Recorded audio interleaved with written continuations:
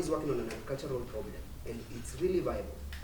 So that if we can get a way of just putting the ideas in there, then this becomes its own independent company. And the students can employ other people. So the whole company can run on its own. Now, even as we look at the emerging technologies, this conversation of AI and everything, very few guys are really crunching codes to that level. Much as they want to discuss these things, they just want to discuss high level. And bottom line is there are really use cases of value that require the technical skills. So if you can set up a framework that at the end of the day, industry really has no option but to come to the university for the solution to be developed just because there's a company that sits in there, I think there's a lot of value that will come out of it. So looking at both ends, I think industry needs to open up because it has gaps that will get a lot from the university in terms of generating revenue, and so they should fund the research. And then the PhD students at the university, you just don't end up at a good thesis. You even develop something that can stand as a company, and then at the end of the day, it could deliver a solution to an industry, and then that's business. And more jobs. Just to add on to that, I'll be coming to you, Brian.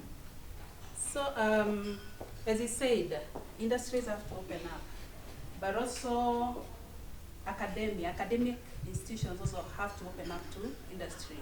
So I was reviewing some work where what they are doing in India, this is just an example. So you find that industries are actually opening all these kind of labs. They talk to the universities, so they have those joint, they develop the courses jointly. So you find that, especially in engineering, yeah? So like the case study I was looking at was for engineering. So they realized in India, that engineering graduates, they were lacking something, especially when it came to gaining the skills that are needed by the industry. So much of the industry, so the universities decided to open up to the industry. So they do the courses together, that is for most institutions, they come up with those labs, and actually when that happens, then it opens that ground when the industry is involved, that they can also take part in the development of the curriculum. Then at least that gives that space for such kind of collaborations, and so then coming up with those graduates that are really tailored to maybe what the industry wants. Yes, Brian?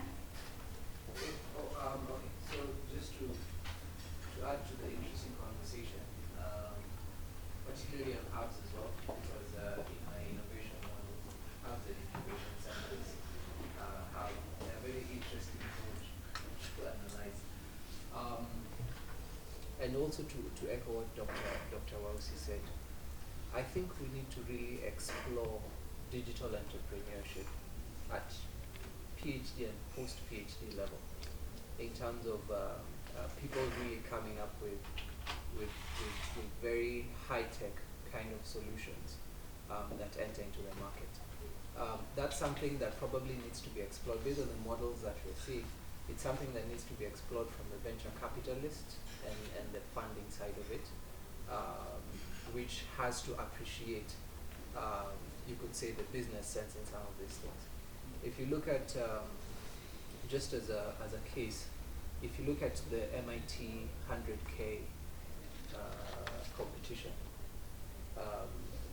most of the teams have PhDs, and the kind of things they come up with, like one of the very first, Dropbox, things like Akamai. These are guys who are they're multi-billion companies, and I think if we can really drive beyond having PhDs looking for work, if we can have them create the work and create those opportunities, of course in a different way, those barriers of entry have to come down.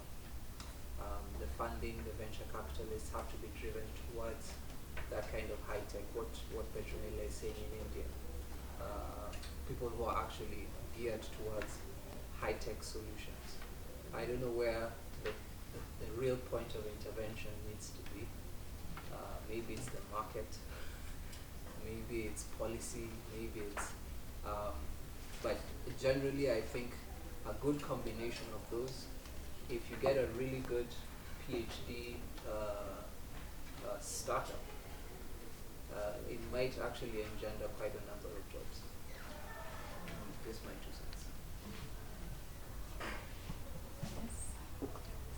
I was going to say that since we started by saying that we want to influence policy, some of the things I was thinking of as skills that we would consider giving the fellows or people here are things like how to publish, yeah, how to grant proposal writing as well, to get funding, and even I was involved in this other program that was run by IDRC, where they invited Strathmore, where they give leadership skills as well, and it was very good. Meaning, even people need those skills on how can we go and talk to so and so, and how can I,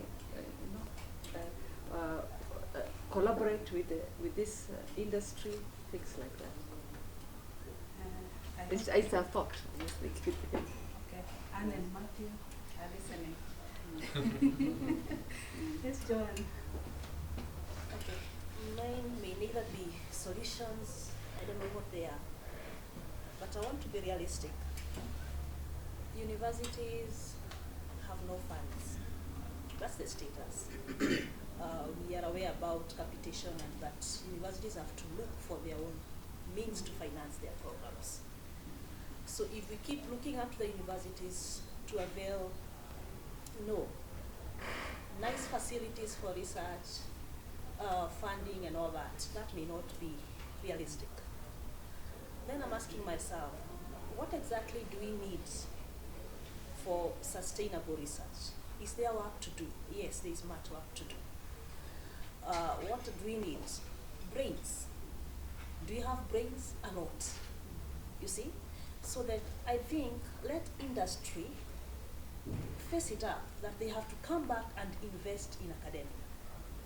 That's the fact. Because academia will have the brains, will have whatever it is, but that the funding is not as good.